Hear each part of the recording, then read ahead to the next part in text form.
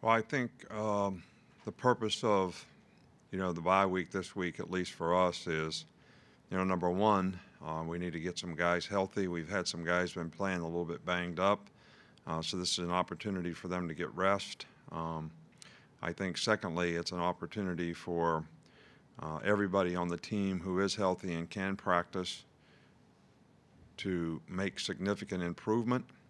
Um, Everybody that I know that is a really, really good player, always makes reference to having a good coach. They welcome the critical eye of people watching them, correcting them, and I think there's some ingredients that are important in that. And the first thing is you got to have humility. So you got to be committed to wanting to be a much better player, and you got to have self-awareness and willingness to know that there are things that you can do to get better. So you welcome the fact that somebody's there to, help you do that and make corrections so that you can learn and grow and get better. So a lot of guys fall into that category, this week. So and then it gives us some opportunity to look at what we've got coming up that is a little different maybe than what we've done. So the week of the game, that stuff won't be quite as new as it might have been. So those are really the goals and objective of what we're doing this week. I really didn't talk to you about the Mississippi State game. I think, that game's kind of in our rearview mirror now, but I think that, it's important that the players, when things don't go well, that they have an expectation and it's going to be difficult and it's going to be a hard grind in a game, and we can't get frustrated when we don't have success. And I think that that's a lesson, that we can all learn, which is a part of how do you play the next play, how do you keep competing one play at a time, more like a 15-round fight than really a football game. So I think some guys, learned some lessons from that as well. Okay, we'll start with Charlie Potter. Hey, Coach, just want to ask you about Phil Mathis, just to get your thoughts on the way he's played this season, but not only that, but how he's kind of stepped up into more of a leadership role this year. Well, I think Phil has played really well. I think he's got his weight down, his quickness is better.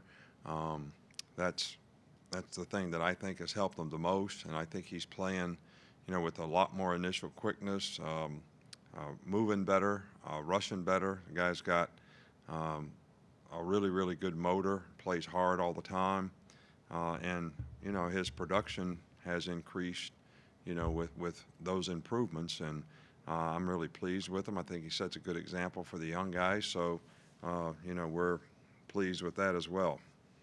We'll go with Michael Casagrande. Yeah, Nick, just wondering how you'd assess the defense in the 3 games since the Ole Miss game. I've talked a lot about the defense. I think we've gotten a little bit better each week. I think there's a lot of room for us to continue to have improvement. We've got several young guys playing, and those guys, I think are developing more and more confidence in what they're supposed to do, how they're supposed to do it, why it's important to do it that way. So the mental errors are kind of going down, and we tackled better in the last game, which I thought, the Ole Miss game was not very good, and I think we've tackled a little better in each game. So I think those things will be critical in, finishing. We played a little better on third down the last couple of weeks, which is also important to getting off the field, not letting people extend drives on you. So there has been improvement. There's a lot of things that we definitely need to continue to get better at. So I think Dylan is a lot more comfortable in his role, now as being the leader, calling the defenses, being able to, help everybody else do what they're supposed to do, but still do what he's supposed to do. I think, sometimes, that can be a little different for guys, but he's done a really good job of that. So, we're making progress. We'll go with Christopher Walsh. Yeah, with everything being so unusual this season, how important has it been, or how much is having so much coaching continuity on your staff this year helped you out this season? Well, I think it's always critical to have continuity, but I think especially this year, I think you make a good point that, You know, when there are so many uncertainties, when you don't have spring practice, if we'd have had a bunch of new coaches, you know, the players learn the system in the spring, so do new coaches. You know, the coaches learn through the first year of how you do things, whether it's in the summertime, fall camp, game week, whatever, game day. So I think when you have continuity and people understand exactly what the expectation is, I think it helps in a lot of areas. I think it helps in recruiting. I think it helps in relationships with players.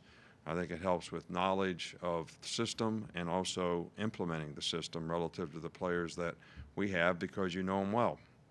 We'll go with Mike Rodak. Just how much, if at all, have you seen defenses approach you differently these past couple weeks without having Jalen in the offense? Well, I can't. Well, you know, Tennessee didn't know he was going to be there, so they really couldn't do much about it. I think Mississippi State played us pretty much like we thought. They have a little different style of how they play, so I couldn't really say that they played us differently because he wasn't there. So I can't really. I don't know how to answer that question. You'd have to ask them that. Okay, we'll go to James Ogletree. Yeah, Coach, you mentioned the young guys on defense, and I wanted to ask about one of them specifically. What's your assessment of Tim Smith's game with him getting more playing time the last couple weeks? And what does a disruptive defensive front allow you to do with the rest of the defense, whether that's the back end or different pressures you might be able to bring? Well, are you saying we have a disruptive front? I mean, I don't. Is that, or are you saying hypothetically, if you have a disruptive front, how does that affect what you do? Well, first of all, Tim Smith has made a lot of progress. He's a young guy that has a lot of potential, still learning, still growing. You know, I hate it when we jump off sides, so we keep working on that with some of these young guys. But I think if you do have a strong front and a disruptive front that's hard to block, you can play a lot more split safety coverages, which I think helps, you know, a lot with RPOs and in the passing game, and what kind of routes you get in the passing game. So, you know, I do think it's always helpful if you have a really good front seven, and it starts with the guys up front in the defensive line. Okay, we'll go back to Charlie Potter. You mentioned just looking ahead at teams that are coming up. Just have you looked at LSU at all yet? And just what are your early thoughts on the Tigers? We're starting on them, you know, tomorrow, so we're working on them, you know, right now. So I haven't really watched that much to say much about them. I know they always have good players. They're always well coached, and you know, they played well at times this year.